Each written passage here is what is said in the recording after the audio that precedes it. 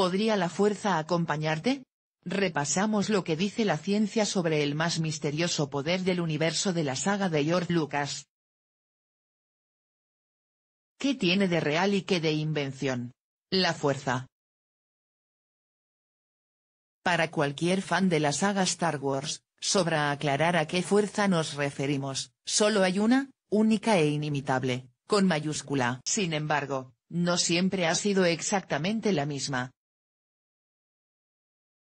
Supimos por primera vez de ella en 1977, con el estreno de la Guerra de las Galaxias, o Star Wars 4, Una Nueva Esperanza. Es un campo de energía creado por todas las cosas vivientes, nos rodea, penetra en nosotros y mantiene unida a la galaxia. Con esta jerga pseudocientífica explicaba Ben Kenobi a Luke Skywalker en qué consistía aquel misterio. Pronto descubríamos que allí había poco, o más bien nada, de ciencia. La fuerza resultaba ser una especie de cruce entre culto oriental de monjes guerreros, y poder paranormal que otorga habilidades extraordinarias a quien lo posee, como la capacidad de mover objetos con la mente, de comunicarse por telepatía o de percibir lo que no puede verse, en una extraña vuelta de tuerca que sorprendió e irritó a no pocos fans de la saga. George Lucas decidió en la segunda trilogía otorgar a la fuerza un sustrato biológico. Con la nueva entrega, esperada con ansiedad durante años por los forofos, asistimos ahora a el despertar de la fuerza y aprovechamos la ocasión para repasar en qué si es que en algo la fuerza realmente nos acompaña, o podría acompañarnos en el futuro. Creado por todas las cosas vivientes, la expresión campo de energía, junto con sus perturbaciones de consecuencias, más o menos infortunadas, es moneda habitual en innumerables formas de charlatanería pseudocientífica sin ningún apoyo empírico. Pero dejando aparte este reino de las llamadas terapias alternativas, lo cierto es que el concepto de campo sí tiene mucho sentido en el ámbito de las fuerzas físicas.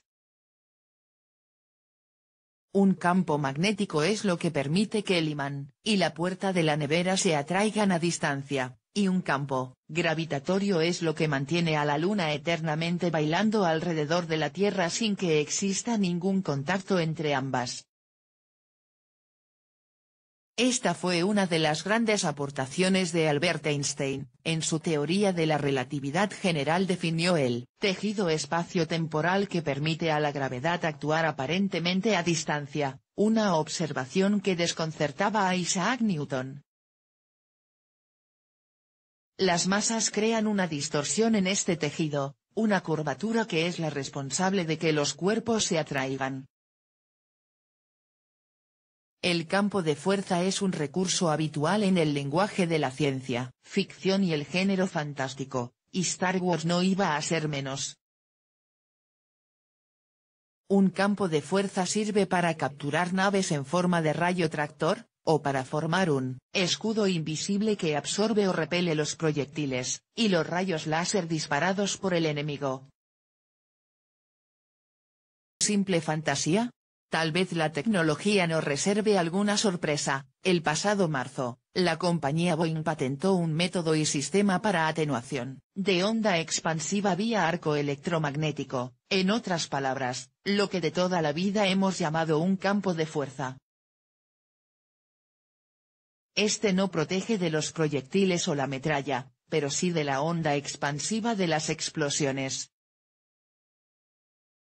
Se basa en un sensor que detecta la explosión, y dispara un sistema que calienta el aire, hasta formar una especie de pantalla de plasma que desvía o absorbe la fuerza del impacto.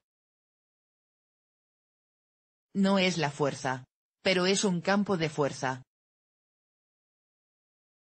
Nos rodea, mantiene unida la galaxia. La descripción de Obi-Wan Kenobi de la fuerza trae a la mente algunos conceptos físicos. Lo que nos rodea y penetra en nosotros recuerda inevitablemente a los neutrinos, partículas que recibimos del Sol y de fuentes cósmicas y que nos atraviesan sin que nos demos cuenta, a razón de unas 65.000 millones por cada centímetro cuadrado de nuestro cuerpo cada segundo. El motivo de que no notemos este bombardeo constante es que los neutrinos apenas interactúan con el resto de la materia, ya que no tienen carga ni apenas masa. De hecho, la demostración de que los neutrinos sí poseen masa, aunque muy pequeña,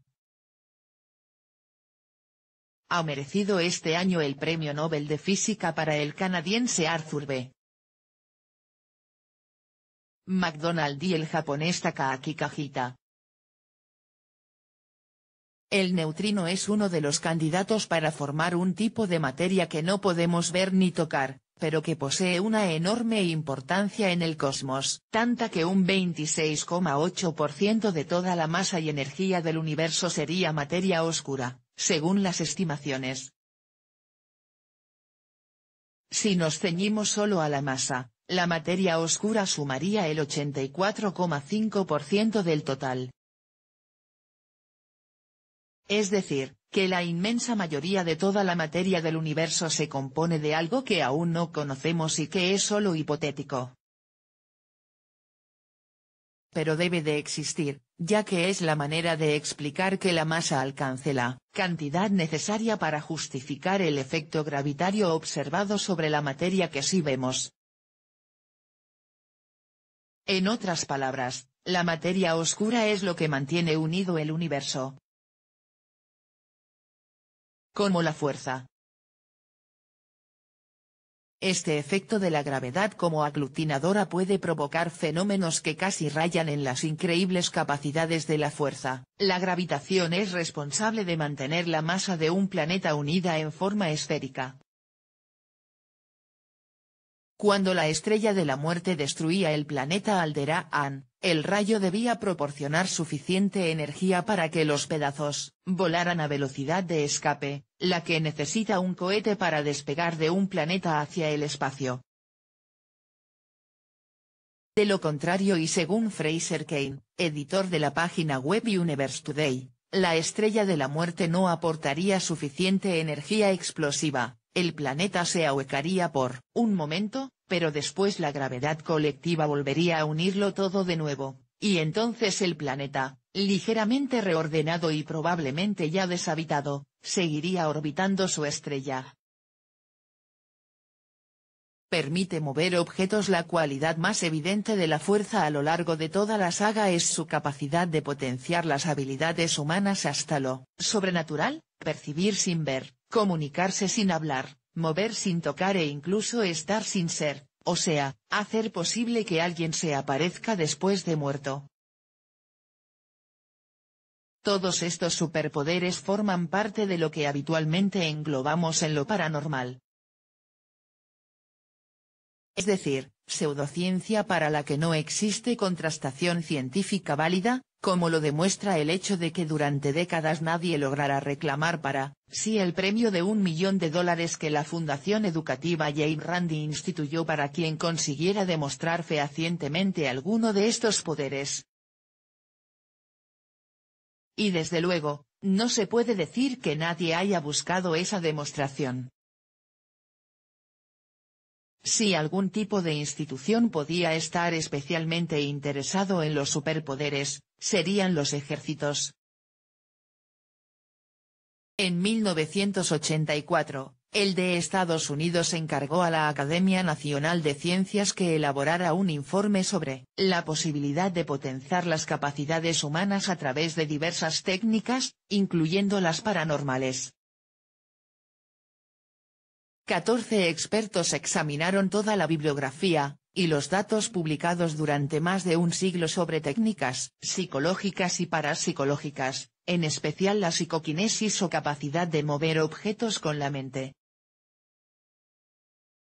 Las pruebas científicas no apoyan la existencia de la psicoquinesis en su informe final, PDF, publicado en 1988. Y revisado en 1990. En la revista Psychological Science, el comité de expertos concluía, las pruebas científicas no apoyan la existencia de la psicoquinesis.